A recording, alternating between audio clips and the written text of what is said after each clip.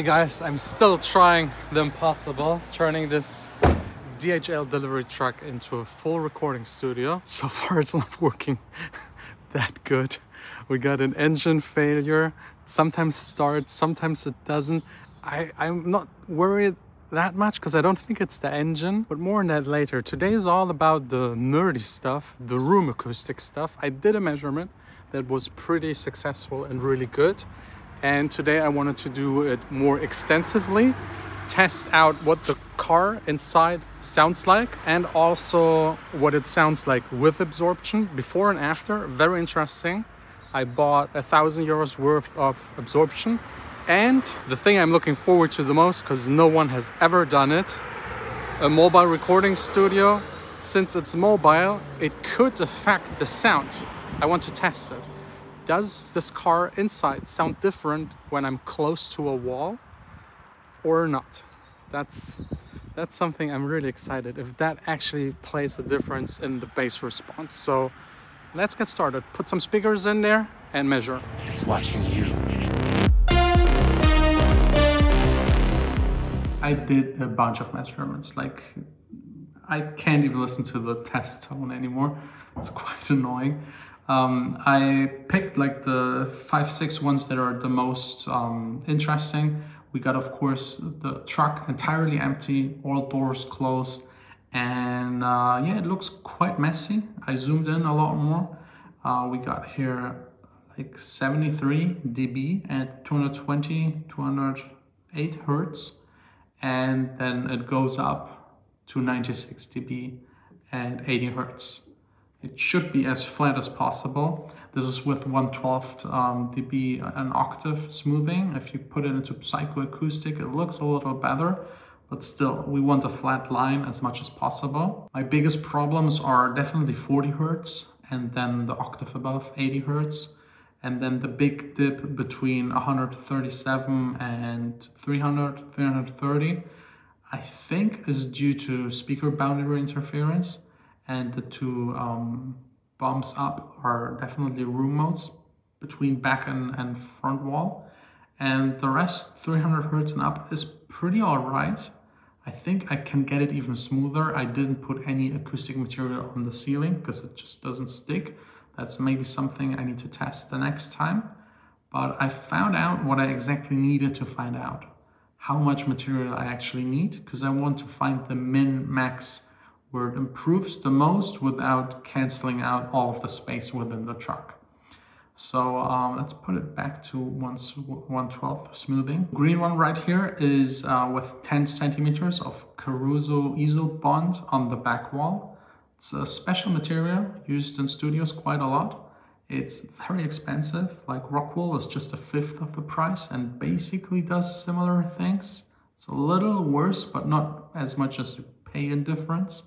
But I just didn't want to have that itchy stuff in the truck. I built a couple of studios and I deconstructed one, and I don't want to see the itchy stuff ever again. Like, I don't care how much more I need to spend, I don't want to see it ever again. But here, let's compare the blue versus the green.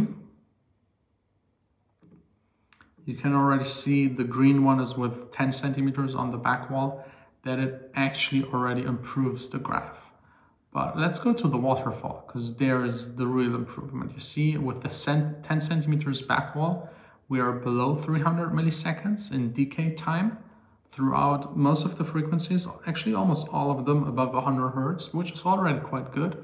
And then the untreated room, yeah, like it decays out way too long. So 10 centimeters back wall, already an improvement, especially 100 hertz and up. It also improves the low end by a bit. Like having like 4 or 5 dB improvement in the low end is huge. Then the next graph already looks very good, 100 hertz and up. We're at, what is it, like maybe 180, 200 milliseconds in decay time, 100 hertz and up. Below it's still messy. I think we could improve it even more by introducing more on the back wall. That's one of my findings. The room modes at 40 and 80 or 70, no, it's 80. Those are the ones that are the hardest to get rid of in this room. And I just need more material on the back wall, or maybe some tuned Helmholtz resonator to reduce those two frequencies. Those are my main problems, and they should be solved on the back wall. Also, if we look at SPL, it got improved even further. Again, the blue one is untreated and nothing within the room. The green one is 10 centimeters on the back wall. This is easier to compare. And then we got the yellow one, 20 centimeters on the back wall and 5 centimeters left and right on the wall. And I think, like, for example, 300 hertz and up could be even smoother by implementing something on the ceiling, because there's still the bounce between floor and ceiling. And then maybe the most interesting is the purple and the red one. That's the difference between the truck standing on its own, surrounded by 20 meters in all direction, nothing, and standing on the left side of the truck, really close to a wall. As you can see, I mean, yes, there is a difference. There's always one, but it's tiny.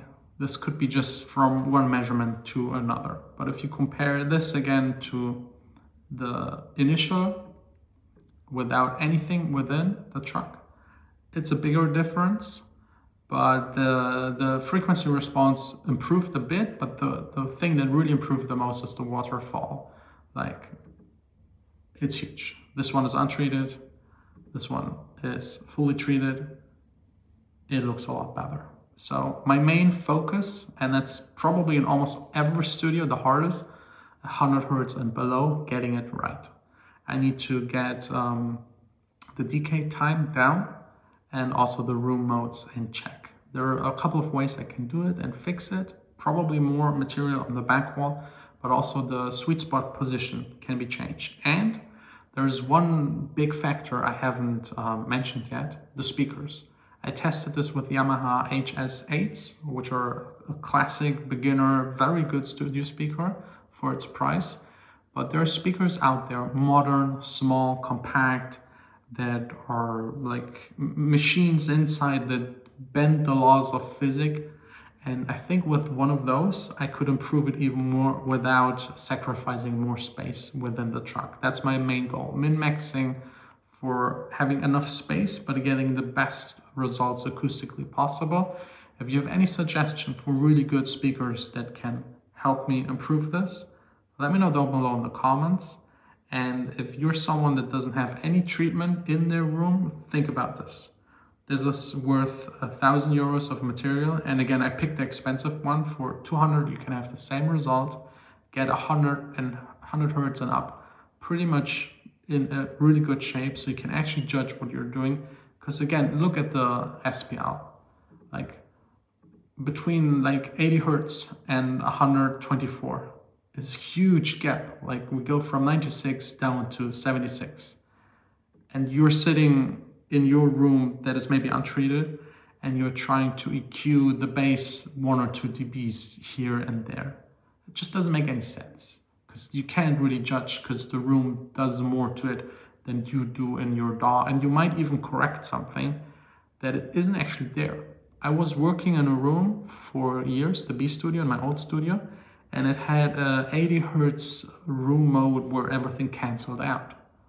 So I went into the bass and I raised that frequency. But it was like every time I went somewhere else, it was too much. That's why we try to get the graph as flat as possible and the decay time pretty much as short as possible, but not entirely gone. You still want to have a certain amount of decay. But yeah, those are my findings. It helped me a lot to know where I need to put more material towards and where I don't need to add any more so I lose more space. That's pretty much it. Let me know about your room acoustic environment. What are you working on? What do you prefer, or you don't have any treatment at all and you're fine with it? And also let me know what kind of speaker I should get. Probably the next episode will be already about those speakers. Can't wait for your suggestions. I'll buy or test some, because I have a friend who has a store. He can send me some so I can test them, and I will test through a couple of them and make a video about which one is the perfect fit for like a small mobile recording studio. Small space, pretty untreated, like just half treated, we just can't do the full treatment as in my old studio with like a meter back wall. It's just not possible. So I hope this was interesting. Treat your rooms. I think it's very, very, very affordable, doable. It's a fun project if you don't do it too often, and you will have so much time saved in the future when mixing.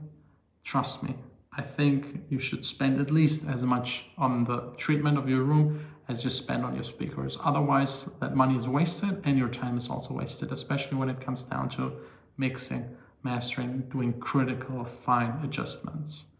Thanks for watching. Next video next week.